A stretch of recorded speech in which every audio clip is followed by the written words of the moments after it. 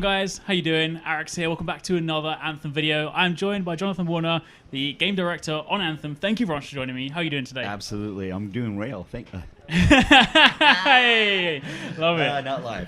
I'm doing really well. Thank you. Nice, awesome. Well, firstly, absolutely loving the game. Had a chance to go hands on yesterday, both myself and 2-6. Like the presentation was awesome. How are you feeling, sort of, after having had a chance to show some more? Oh man, I'm so happy. Yeah. We've been working on this so long and keeping it quiet and secret for so long. Yeah. It feels great to get it out there in front of everybody. Definitely, yeah. So we're gonna start off, like, one of the things I want to ask to begin with, because I've had a chance to get have the play with the game. It feels great, plays great, but one of the biggest questions is, like, can you describe sort of the wider goal? Like, what do you actually, as a player, do in a game like this? Because these kind of genres, when you have, like, as I typically call it, MMO, like these sort of games as a hobby, you can kind of jump in, you can do loads of things on a regular basis. So what's the overarching goal, like, in Anthem? Right. So the overarching goal is really to power up your javelins. Yeah. To the degree where you feel like you're pretty legendary. Yeah. Right. And then so you have that mid-level goal of you're going to go out and defeat the Dominion, which is kind of that nice bespoke story that we're going to tell. Yeah. And then there's kind of the world conflict, because once you defeat the Dominion, your work's not done. Right. I see. Yeah. So you got to go out, and there are all sorts of cool challenges to grapple with the world, because, as you know, this is an unfinished world by its gods, right? The gods have left it in kind of a strange state. Yeah. And so that's always a conflict that you're going to engage in and be challenged by.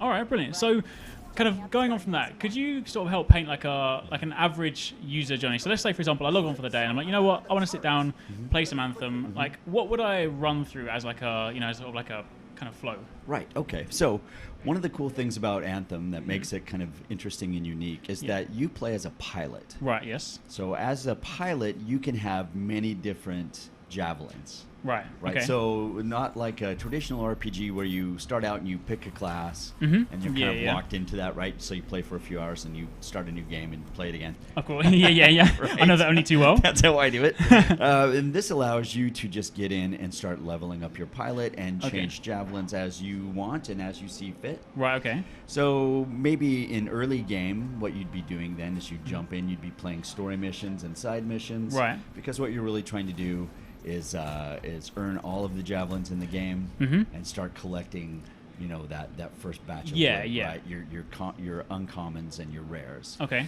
Right, and then as you progress up forward, now you're doing all sorts of different world missions, as well as maybe the final bits of the story. You're collecting higher and higher rarities of loot. Okay. You're going after challenges that are maybe a little bit different. Yes. So you played today, Scars and Villainy. Yes, and really so good. that is an example of what we call a stronghold. Okay, right. And a stronghold is a purpose-built 4-player experience that's a little bit more challenging. Right. So you're going to want to get your squad together and go after that, right? And so then we just start opening new opportunities for you to play different activities to go after. Yeah. Okay, fair enough. And on the activity front, does Anthem work around like a weekly kind of cycle or weekly sort of, reset? A lot of these kind of games, when you jump into those sort of things, you'll do all your activities of the week, you check them off, and then suddenly the following week it resets and you can kind of go back. Does Anthem follow it? Yeah, I think that philosophically, I think that is true. We're still tuning it to find, what that right cadence is. But absolutely, there's always going to be a reason to come back and like on a weekly and daily basis, jump in, do those challenges, do those things.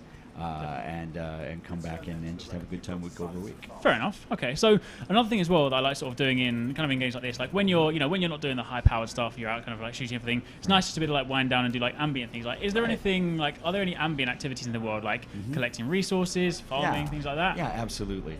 I think that one of the things that I like to do, because I'm an explorer player, right? And Anthem is all about that cool traversal. Yes, yeah, definitely. So it's really fun just to get in your javelin, head on out into the wilderness, and just poke around, explore, find cool crafting materials, and then you'll wander into unexpected things like world events. Right. Okay, I see. Yeah. So today you saw the Ash Titan. Yes. Yeah. Right before you dove into the water. I wanted to fight it. They told me I wasn't allowed.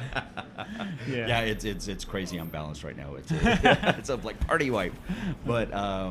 Yeah, you're going to encounter the cool world events that are out there too. So it's not just about, I'm going to go around and collect resources. You're going to stumble into trouble.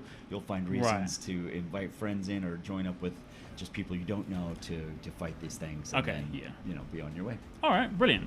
So kind of moving away from sort of some of the activities now, speaking more specifically about, like, we've seen a lot of the Ranger, of course, the Colossus as well. Yeah. Can you tell us any more about Storm and, is it Interceptor? Yeah, Storm and the Interceptor. Yeah. So I can tell you a little bit about the Storm. Sure. The Interceptor we're reserving for a later beat. Fair enough. But so the Storm, you can think of it like this. The Storm is more of an elemental power, right? Okay. So instead of using the power of the suit internally to power gadgets and gear, it's now projecting that power externally. Okay. Through those cool seals that you saw on very the cool, arm, very cool, right? yeah. So the Storm is very agile. It's got a cool little blink teleportation kind of dash. Very nice. And it is got all sorts of interesting elemental attacks. Okay. So I love that suit. I love to play it. It feels really cool and fun to me. Yeah. And I think that it gives a very nice change of pace to the Ranger and the Colossus. Yeah. Okay. Oh, brilliant. So another thing on that, like obviously, there's a lot of customization and personalization. So on the customization front. Taking the Ranger as an example, one of the sort of quote-unquote super abilities you have, you fire out the rockets. Is it one of the cases where you're going to have a fixed ability per javelin for the entire game, or do we have a lot more customization options with regards to skills, abilities for our javelins? Yeah, absolutely. This is a great question because one of the things that I'm really excited about is that the way you load out your javelin can really reflect how you like to play. Okay. So that even if you and I are both playing Ranger suits, and I have a particular loadout that I love because it really suits me, you have yours, and we can have this cool conversation. We can have an argument about why my build is the best build. And you're like, no, you're crazy. My build is the best build, and this is why. And we can both be right. Right. Okay. Because it totally suits us. Suits your playstyle. Yeah, absolutely. Okay. Fair. No, that's yeah. And with that, does that extend to things like your super abilities as well? Are we talking about more minor? Your super, your ultimate. Yes. That's pretty static. That's fixed. Fair. Everything else in there, your gear and your weaponry, your firearms, that's all up to you. Okay, brilliant, sweet. So following on from there, on the personalization front, we obviously saw during the demonstration a lot of different like camo colors and things like that, paint jobs, which look really awesome. But does personalization go further than just paint jobs? I mean, can I have like a cape or anything like that? Yeah, absolutely. It does go further than just paint jobs. Okay. It goes into where you can actually add things like different helmets, different chest pieces and arm pieces that give your javelin a completely different look. Another cool piece of it, not only is the loadout really personalized, but now we're playing the same javelin, but mine looks completely different than yours. Not just in the paint job, but in its outward appearance as well. And would you even kind of, going into there, like in the game, would there be some like really rare cosmetics that maybe like, you might look at it and be like, where did you get that from? Absolutely. Yeah. Absolutely. Being able to kind of have that little bit of humble bragging where you just roll in and your friends are like, what? Yeah. Right? Yeah. And or you capture that, you take a screenshot and you put that up there so that people can see how awesome you are. Okay. Definitely Brilliant. a piece of it. Brilliant. Looking forward to that. So one final question. So just like speaking more specifically about like loot. So obviously, you find loot around the world. How does that work in like the user journey? I saw like you pick up some like purple loot when we were playing, and it pops up on the side as like a legendary weapon. Can I just grab that straight away, or do I have to how does it work in the flow? Oh, okay. So when you pick it all up, you don't know what it is you've got beyond just kind of the archetype of the thing that you've gotten. Once you head back to either Fort Tarsus or your Strider, depending on where you go, then that gets revealed to you what's in there and what its stats are. And all of that. Brilliant. Sweet. Well, thank you very much. I'm like super looking forward to it. Can't wait to find out more. Is there anything else you want to sort of like share before we sort of head out? Let's see here. Anthem comes out February 22nd for Xbox One, PlayStation 4, and PC. Brilliant. Well, thank you very much. Thank you guys for watching. Make sure you keep it locked. We'll have plenty more Anthem coverage coming your way. Take it easy. Catch you next time.